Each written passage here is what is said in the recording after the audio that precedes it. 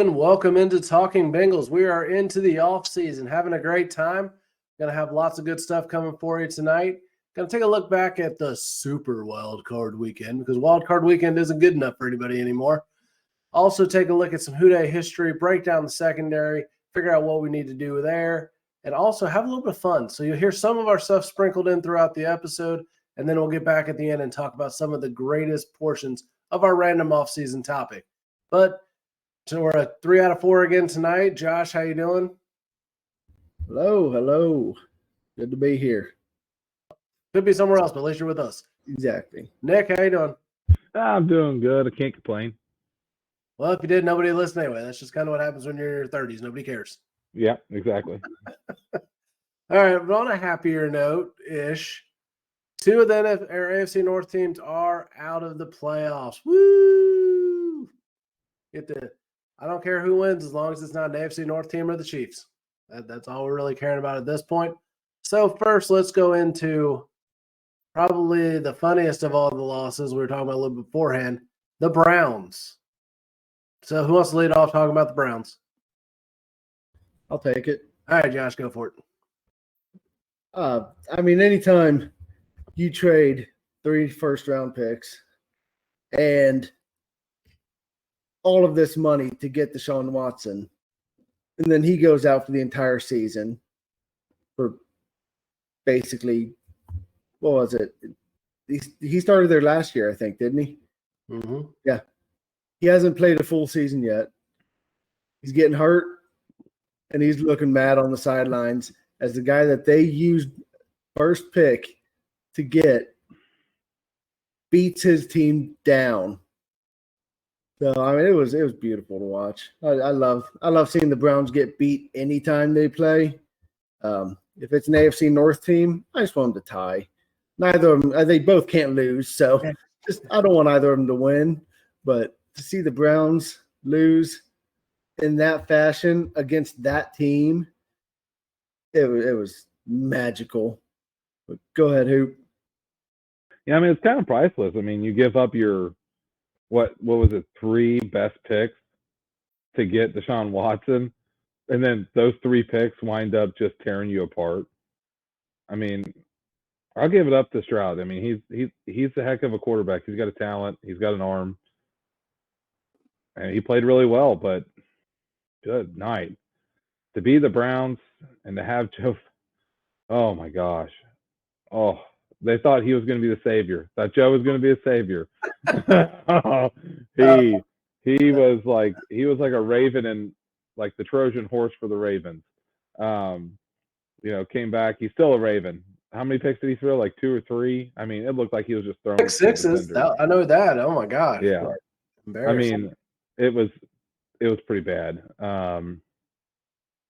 Casey, did you watch any of the game? It was ugly. I saw highlights. I didn't have a chance to watch it, but the takeaway I had from the highlights is, are the Texans for real?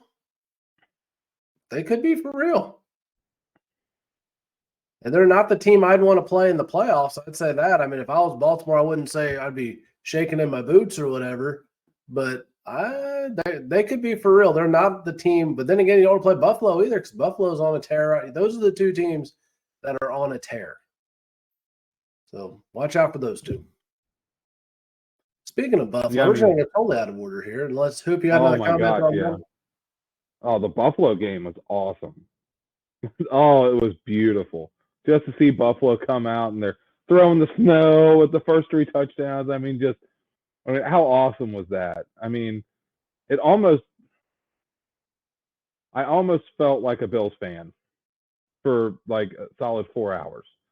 Just sitting there. I was so excited every time they'd score, because every time they'd score, it was just more and more probabilities they were going to beat the Steelers. And to watch the snowballs being for Steelers, it kind of reminds me a little bit of a Bengals Steelers game, a little bit with how the fans feel about each other. But just to watch Mason Rudolph, that was just atrocious. Like, I just kept on telling my wife, like, I kind of Like, I don't really feel bad for the Steelers, but I kind of do at the same time. Because, like, Mason Rudolph doesn't even give him a chance. He's Unless he like the plays the backup Bengals. to the backups. And, like, they could have put, I don't know, any Joe Blow off the street and done as bad as what Mason Rudolph did. So, then again, Joe did that bad too. So, who knows? Yeah. I mean, just oh. And then, come on, Miami, how did you do that? How do you go in and just lay an egg like that? That's miserable. Well, but Miami, that's looking back at last week when they played in, like Buffalo played in Miami for them to win the division. They just laid a big egg there too. They had a chance to win the game at the end, and Tua throws an interception that wasn't even close to the receiver. So Miami, from here on out, to me, until they have a different quarterback, they're pretenders. Tua is not the guy to get it done. Maybe he has one too many concussions, because in college he was a stud. He was super. That's what kills me.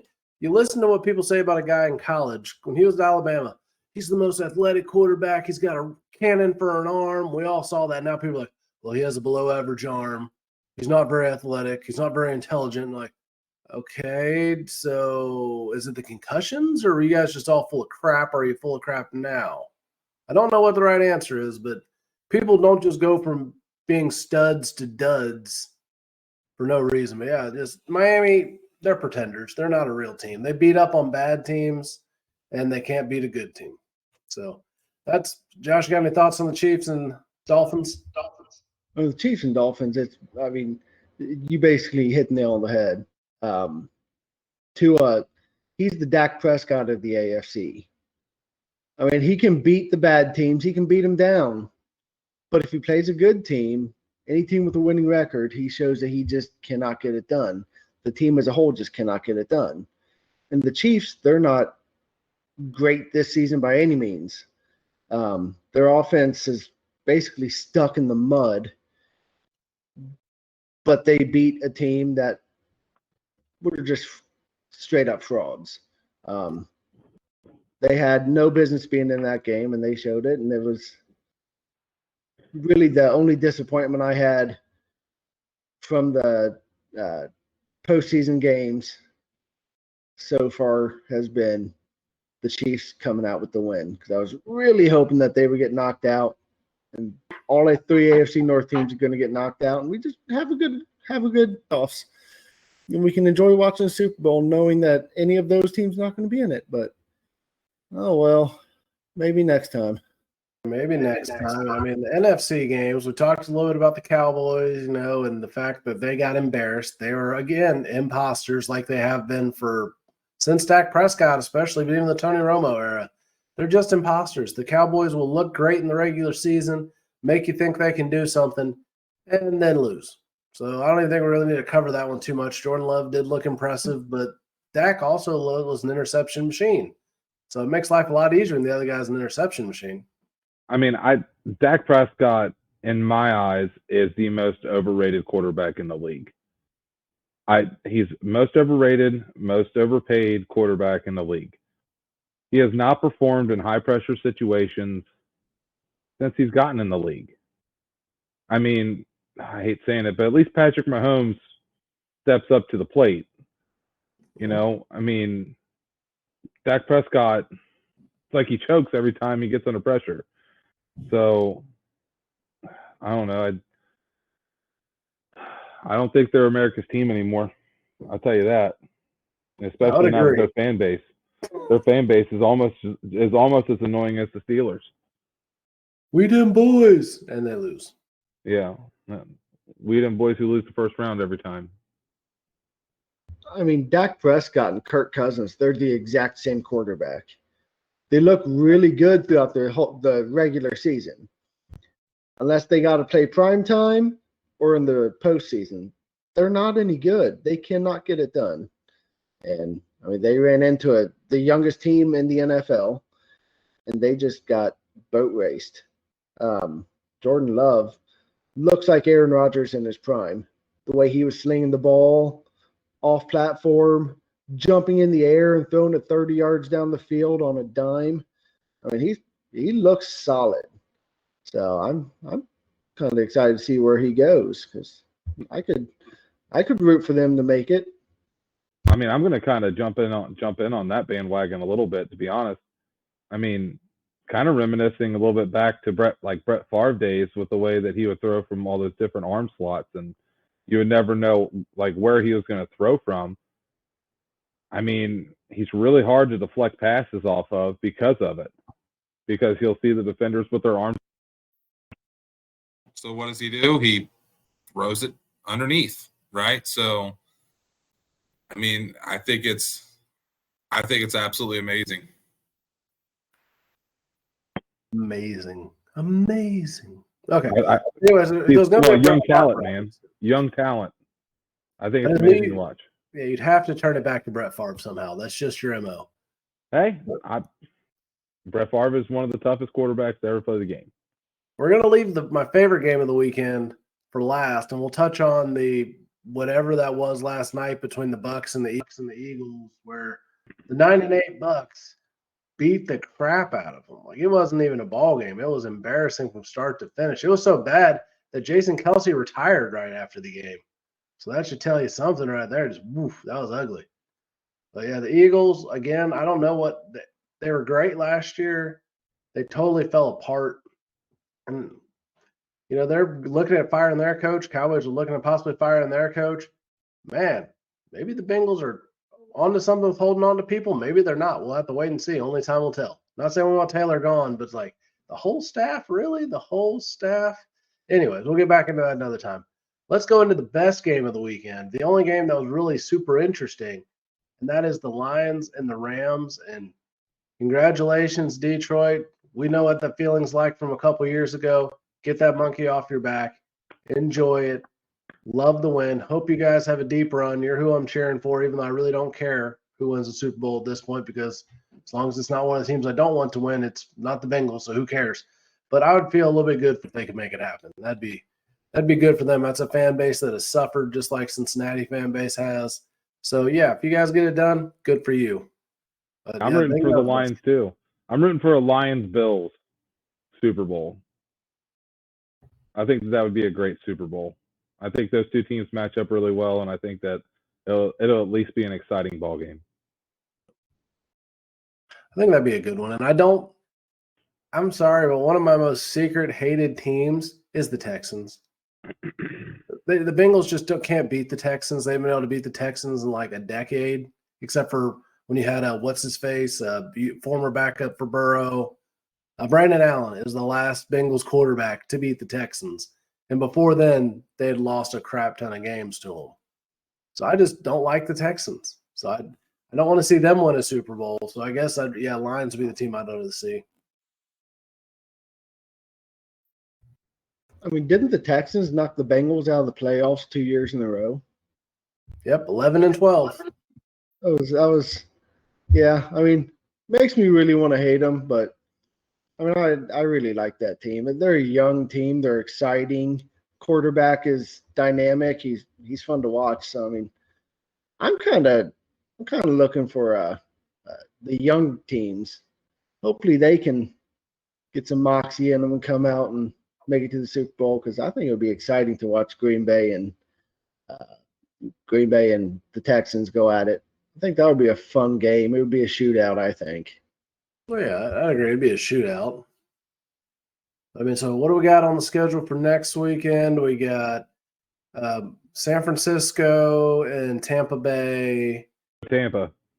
And Detroit versus the Green Bay. So that's going to be a fun divisional game.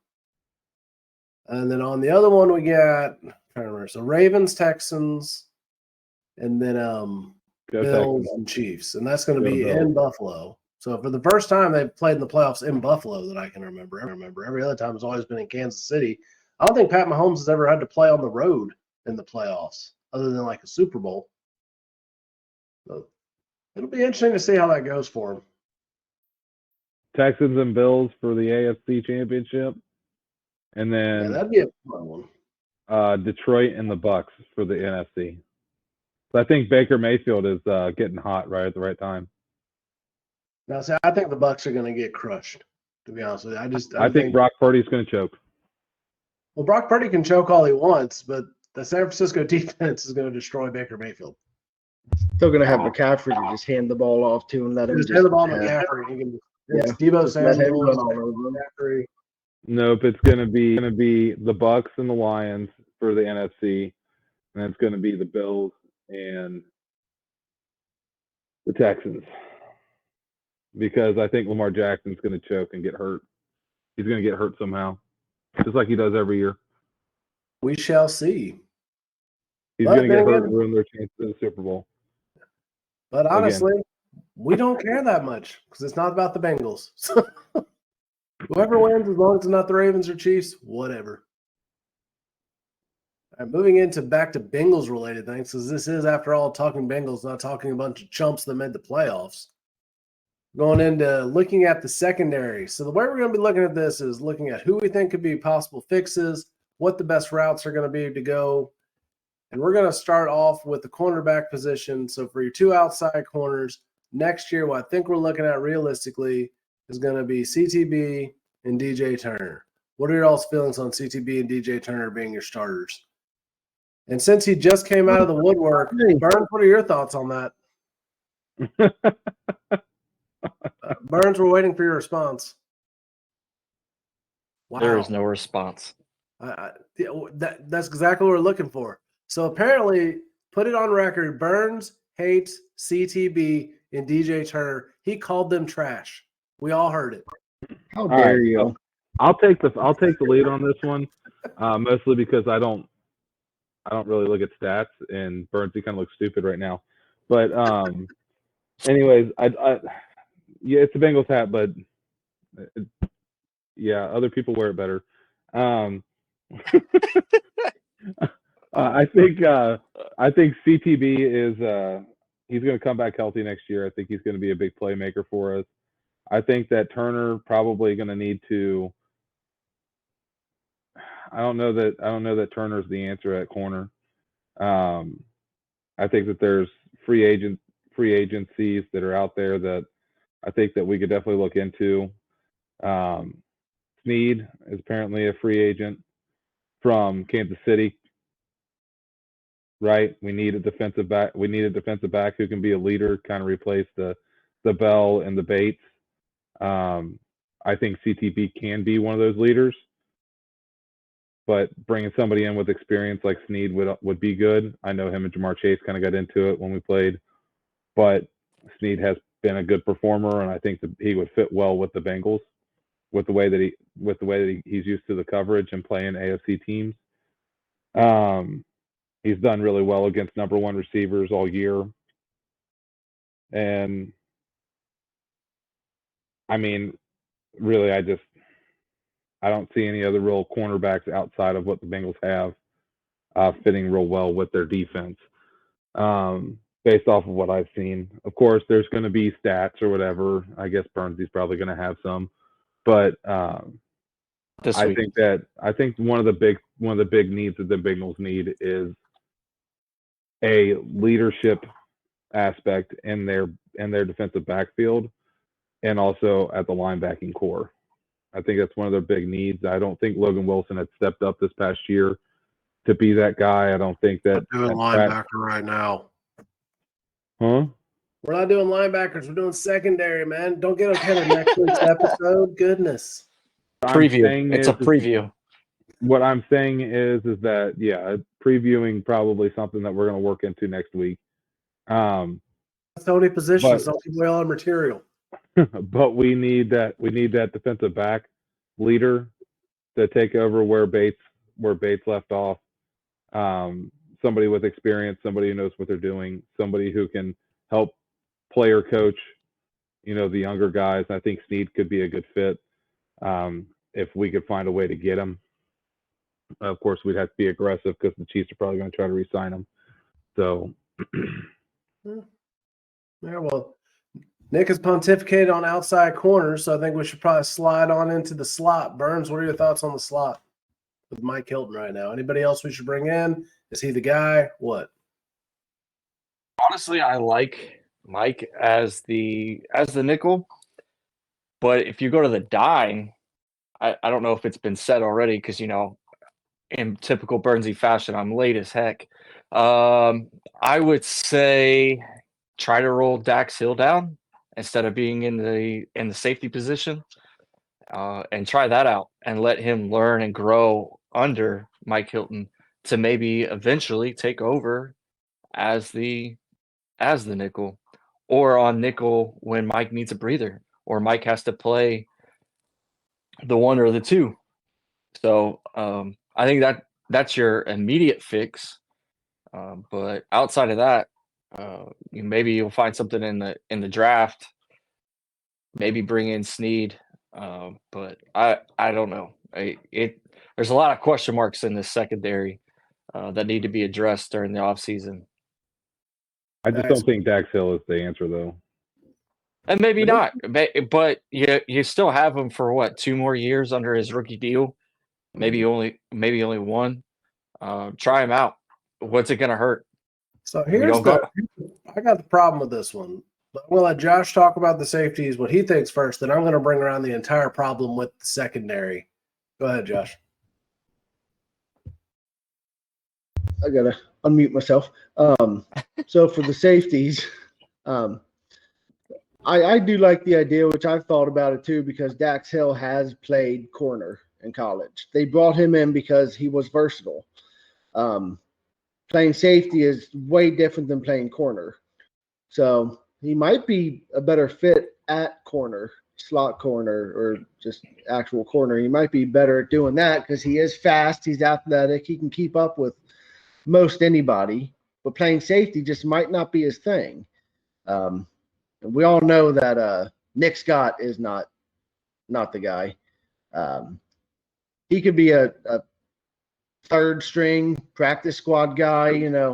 Say I've been on a team that's won a Super Bowl, even though I didn't really do much.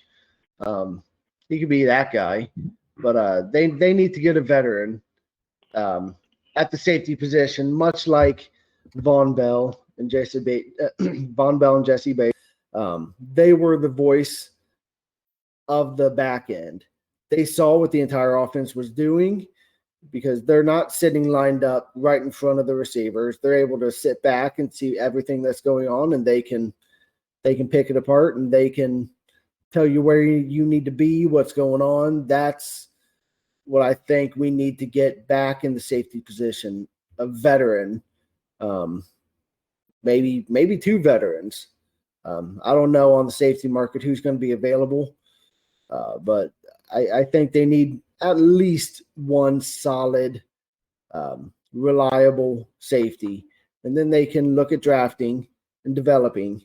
But they need to pick up somebody off the free agent market and plug them into Lou Anarumo's defense. Let them be the voice of the defense, of the coach on defense. So I mean a good free agent safety that's open is Jordan Fuller from Los Angeles with the Rams. So, I mean, he's a ball hawk. Didn't work out well with the last Rams guy, but you're talking 2 different caliber players, so I agree with you there. But like Nick Scott, let's just start with him. So he was a 7th round draft pick. 7th round draft picks, all draft picks are lottery tickets, but that's like, you're buying the $2 ticket hoping to get $1 million. That's not going to happen very often. He was an average performer at best, and he brought him in to fill the shoes of a critical performer in Von Bell, somebody who literally won you games, put the game on his shoulders and won you games. Nick Scott was never going to be that. It's unfair to him to expect that from him, but 4.3 is his cap hit this year, but you can cut him with only a $2 million loss. So in my opinion, cut him, save that other $2 million and use it for something else, because no offense, Nick Scott, you're not the answer. You're not the guy we need. But the biggest problem with the secondary right now is they aren't the biggest problem on the team. They aren't the biggest problem on the defense even. And you've spent 2 second-round picks are your outside corners currently on the roster. First-round pick is one of your safeties, and a third-round pick is your other safety, and they're all young guys. I do think they need to get a crafty veteran, like you guys have mentioned, whether you bring somebody in as a cornerback, whether you bring in a safety. There's got to be some kind of veteran presence. But the problem is you don't have the money to allocate to a big name player. When it comes to your big holes to fill, defensive line, offensive line, T. Higgins, if they bring him back, that's 21 mil-ish right there that's going to be gone. So you don't have that much money. In the secondary, the philosophy I have with the secondary is if you fix the defensive line and have a pass rush, maybe the secondary doesn't look so bad. I think CTB is trying to step up, be a leader. He's talking about getting everybody together for off-season workouts and get that communication flowing. So maybe between getting that going, getting everybody together, talking through it, working it out, and then not giving the quarterback 25 seconds to throw the ball. I mean, even the bad quarterbacks they played were literally just standing back there, no pressure at all unless Trey Hendrickson busted loose, just as comfortable as could be. I mean, in the Vikings game, if you all remember back to that, Mullins threw 2 really garbage interceptions. But how long did he hold the ball before those garbage interceptions? It was probably 5 to 8 seconds, just comfortable standing back there, couldn't make a decision, and then made the wrong decision. You can't win that way. And playing secondary, I know I wasn't good at it. I'm not going to act like I have any kind of real experience. Burns can back me up. We're not great secondary players, but we played it. You can only cover someone for so long. If the offense or the defensive line doesn't get home on the quarterback, at some point you're going to lose the guy you're guarding because you're literally trying to watch him, watch the quarterback, watch him, watch the quarterback, and you're going to lose them at some point. So the defensive line has to be better, or this team does not have a hope. And the secondary, bring in a veteran for what you can afford. I don't overspend for one. And hopefully you can get somebody who can give a little bit of mentorship and guidance and still has a little bit left in the tank. But you drafted these guys for a reason.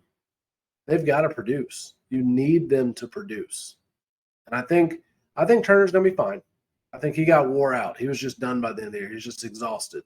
But he's going to be okay. CTB is going to keep stepping up. Jordan Battle's for real. Let's hope he doesn't take a sophomore slump. But I don't think you can waste a whole lot of money or draft capital in the secondary. Does anybody disagree? Consensus. That's shocking. We never have that on.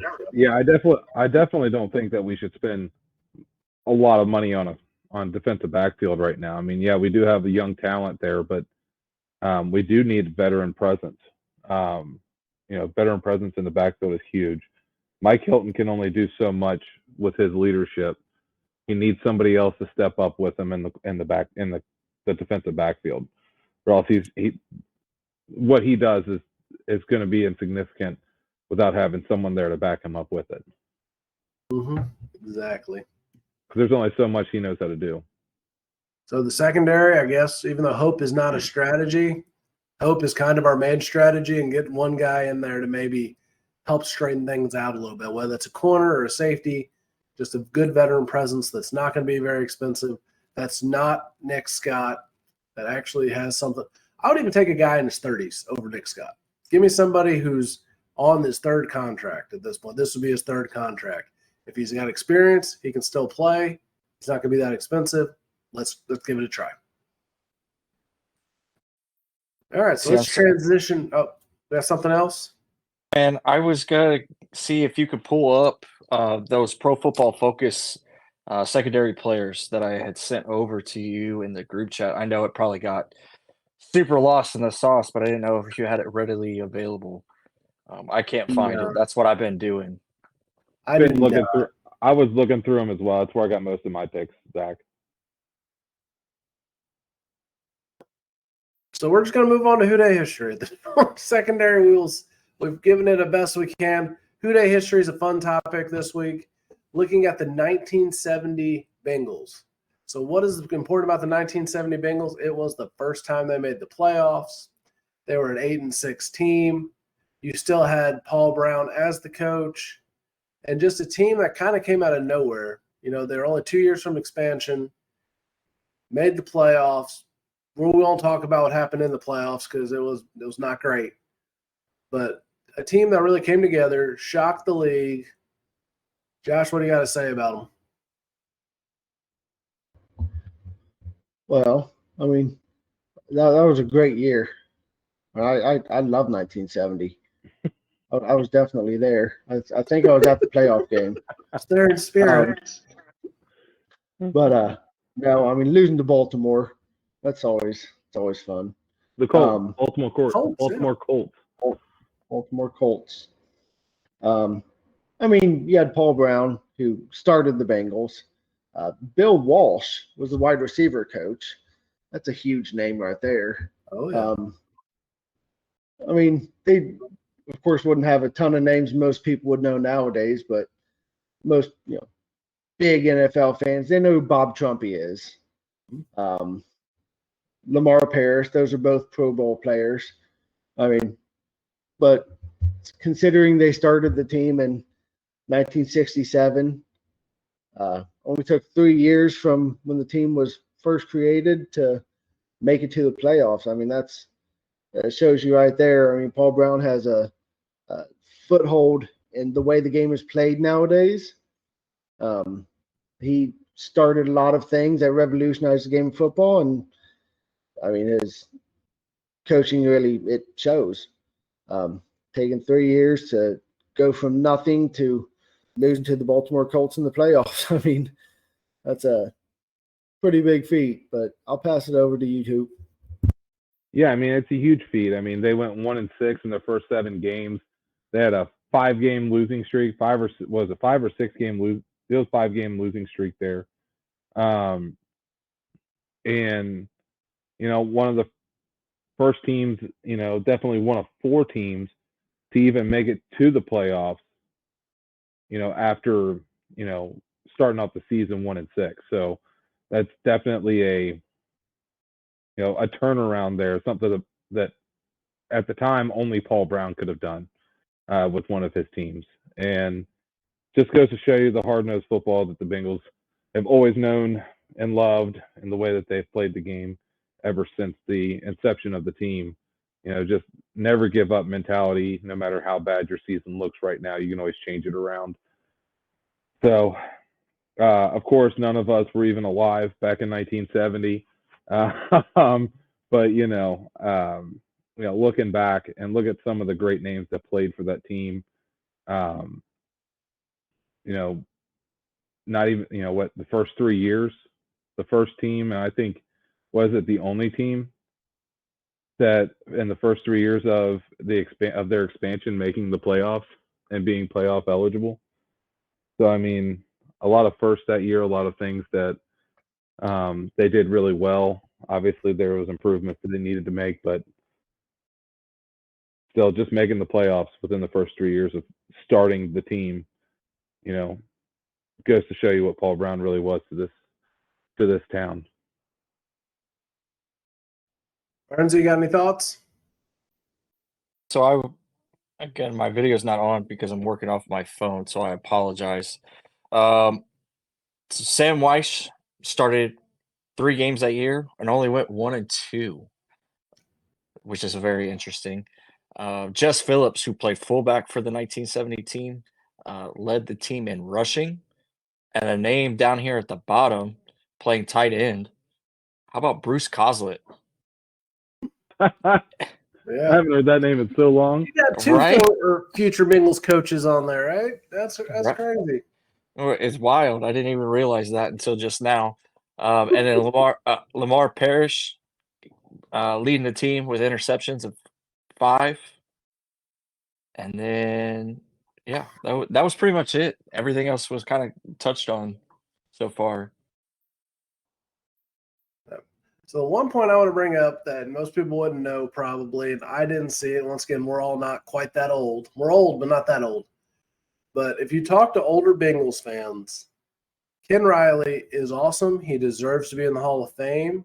And, he is the man. I'm not trying to take anything away from him. But when you listen to older Bengals fans talk, Ken Riley got all those interceptions because every quarterback was afraid to throw toward Lamar Parrish. That's what they'd always say. Like, Ken Riley was great, but Parrish was the scarier athlete. And Riley just didn't let it pass. So as soon as you started trying to pick on him, he'd make you pay too. So, I mean, some of the best corners in the league at that point. And, I mean, it's one of those where if throwing was a bigger part of the game, Parrish might also be a Hall of Famer. But it just wasn't as a big a part of the game as it is now. I mean, it was a team that surprised a lot of people that came out of nowhere. It had been a fun team to watch. If you got time, go back, look at the history. maybe watch some old clips and film. But yeah, future Bengals coaches, a lot of ties there. And I mean, if you think about it, between the players and the coaching staff, how many of those people made a major impact on the league? Talked about Walsh. Still just breaks your heart. Like, could have given that guy the Bengals and the West Coast offense, which should have been called the Ohio River offense, because that's where it started. And then you also had, Forrest Gregg was on there. You had Sam Weish as a future coach to go to a Super Bowl. Bruce Coslett was a great offensive coordinator, not such a great head coach. But hey, there's a lot of future stuff for the Bengals already on the roster right then and there. So good Who Dey history. We're going to keep going with the positive topics on Who Dey history. But we're kind of winding it down on the fun Bengals stuff for today. So we're going to admit now, but our off-season topic we're going with at this point is random movie quotes, because what else are we going to do to fill airtime during the offseason? We don't want to touch all the positions in 1 week, or we'll really have nothing to talk about. Let's start talking about something else, I guess. I don't even know what topic we go to at that point. We'll start talking about the NBA. I think we There will be definitely no need to be NBA better at talk. sprinkling them in. There will be no NBA talk. That is not allowed. That's not even a Bernsey, sport. with all due respect, and I do mean with all due respect, that ain't worth a velvet painting of a whale and a dolphin getting it on. Here we go. Talladega Nights quotes are out in effect. All right, so first person I'll think of one quickly is out. Let's see. Josh, go. I mean, I'm gonna scissor kick you in the back of the head. Come at you like a spider monkey. I'm all jacked up on Mountain Dew. Burns, what you got? You guys want to get together and go get kicked out of an Applebee's? Heck yeah. Oh, that's a good one.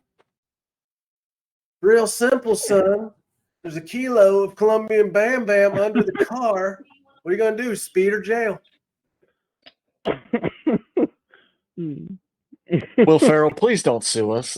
We're just big fans. Next week we're doing Step Brothers. Oh, I don't know if there's too much we can say. Trying to keep it Maybe one of these times you could just let me win. Does that work?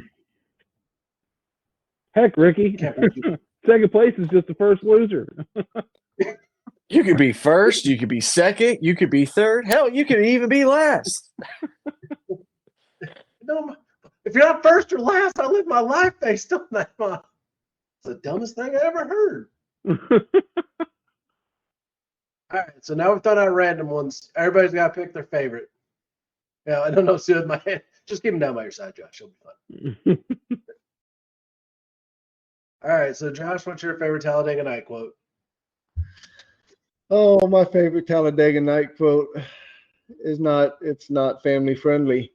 But I do like Big Red. You don't cheer Big Red, then forget you.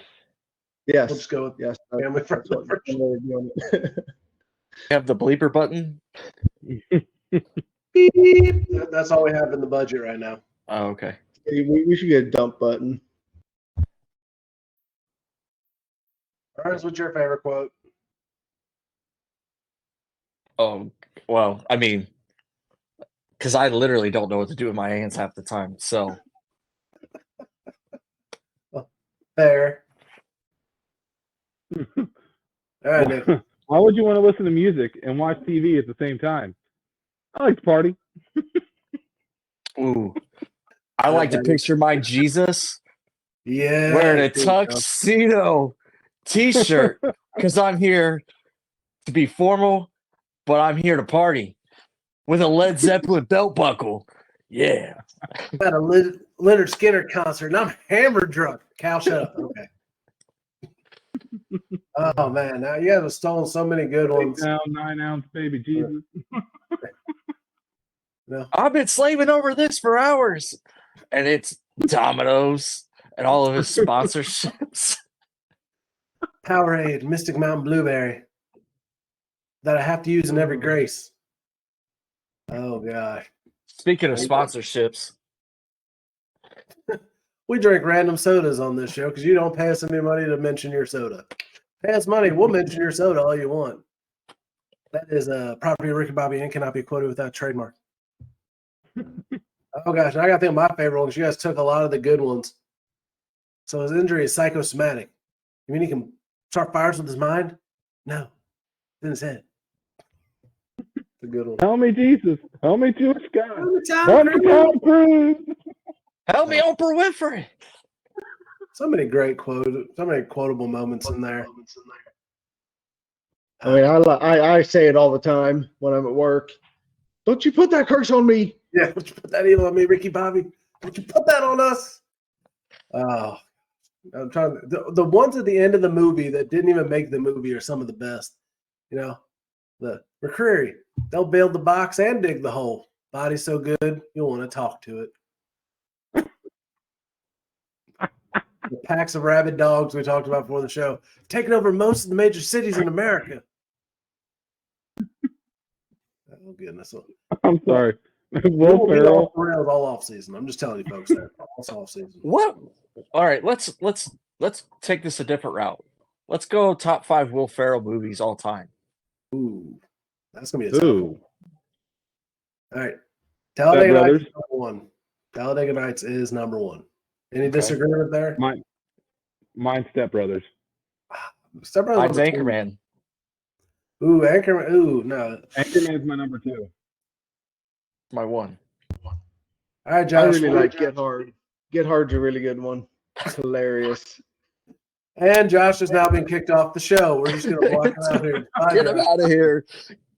Man. All right. So basically, if we came up with the top 5, I think we're all in agreement that Talladega Nights, Step Brothers, and Anchorman are in the top 5 for sure. The True. problem with They're Get top Hard is what are you going to kick out? Because the other guys has definitely got to be there. Ooh. The other I'm a guy. peacock. You gotta let me fly. Is Elf a Will Ferrell movie or is it a holiday movie?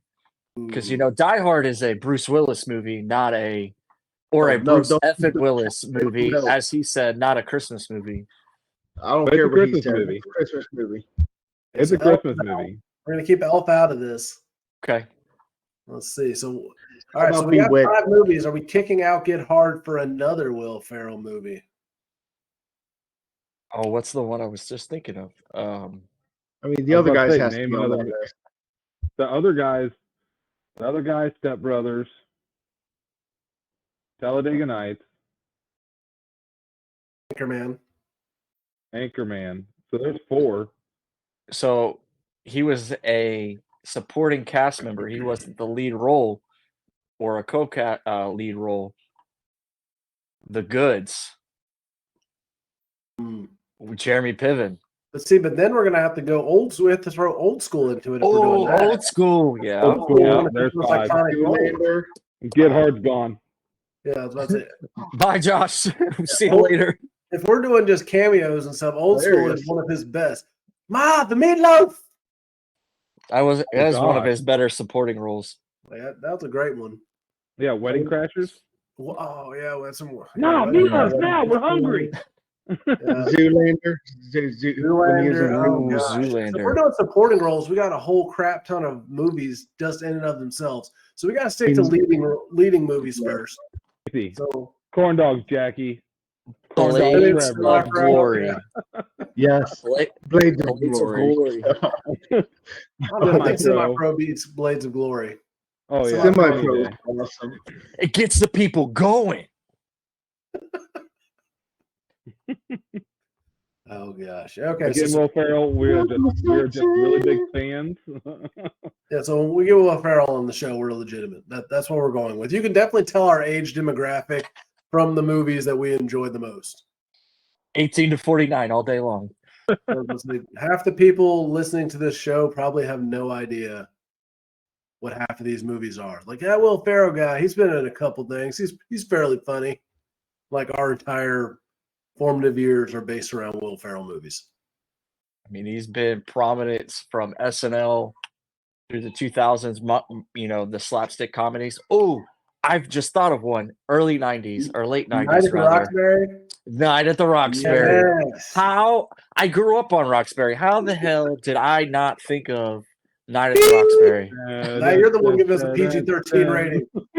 It's a great. It's a hilarious movie. No, Better no, SNL skit than movie. You, me, him, her, me, him. I'll definitely say better SNL skit than it was a movie, but still a funny movie. That's true because you could actually get Jim Carrey involved in that one. Yeah, all the guests that were on that one to be part of it were just made it hilarious. Best Oh, Will you guys- Ferrell skit on Saturday Night Live. More cowbell. Nah, see, I like the one right after 9/11 where they do the office party. You know what I'm talking about? crickets, Oh, yeah. crickets. What's the That's some problem? good ones, I though. thought we were being patriotic. Is something wrong with my outfit?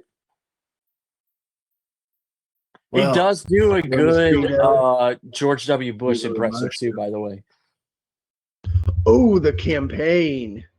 I Ooh, love campaign. that movie. It's a mess. Welcome to the effing show. So he's had some not so great movies too, though. But we won't get into those. There's been some questionable acting decisions. Kicking and There's been some screaming. Which one? Hey, Kicking and Screaming was really good. Stranger Than Fiction, Bewitched. Mm. Those swing and a miss on those. But other than that, I mean, can't go wrong with Will Ferrell. I mean, when they're going to pay you $15 to $40 million to do what we would consider a B-rated movie, why not? Yeah, I'd do that. Facts. I do like how in the other guys, though, he was humming the Bewitched song. Gator's got his gadget, punk. Beep, beep. It's Christina. So you were Gator a pimp? needs his gap back. Yeah. No, I wasn't a pimp. I just provided protection and helped schedule. I wasn't a pimp. I don't know what you're talking about. You were a pimp. This is the old ball and chain here. The desk pop. That is probably one of my favorite quotes. Wait, you've never done a customary desk pop? Yeah, maybe that's Mark Wahlberg, but he's involved in it. The whole desk pop thing's hilarious. We literally did that in Afghanistan. Every time someone had a negligent discharge, we'd give them a block of wood and say, "No desk pops." I didn't know we were talking about that. Sorry. Anyways, that never happened. The military has never done anything wrong in the history of America. Never. Burns is getting fired tomorrow. Sorry, Burns. Anyways, we've plead the gone so fifth. far. Like, we're way off the reservation at this point. This is Thackeray Burnsiah is on here tonight. It's not the normal guy. So we're good. We're good to go. Don't add us with any of this, because if you're still listening, we'll give you a discount somewhere. We don't know where. Tune into Constructive Curiosity. You can get a 10% discount on services if you mention Talking Bengals. There you go. If you're sticking around, we're giving you great deals. Anything closing thought wise? Nope, no closing thoughts. Oh, we're doing closing thoughts? Yeah, why not? Let everybody go. If I got something, but everybody go ahead and go, and then So Burns I'm is gonna close us out. advisor. Go ahead, Nick. My closing thoughts is Bengals need to do something about getting the leadership in the defensive backfield outside of Mike Hilton. Sounds like Nick is in a glass case of emotion. And Josh. Closing thoughts.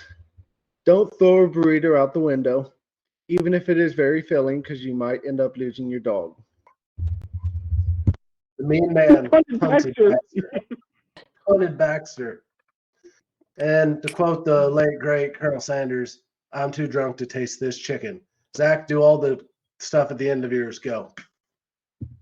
Was a All bad right. choice. Well, as you guys know, I'm in the heart of Tuscaloosa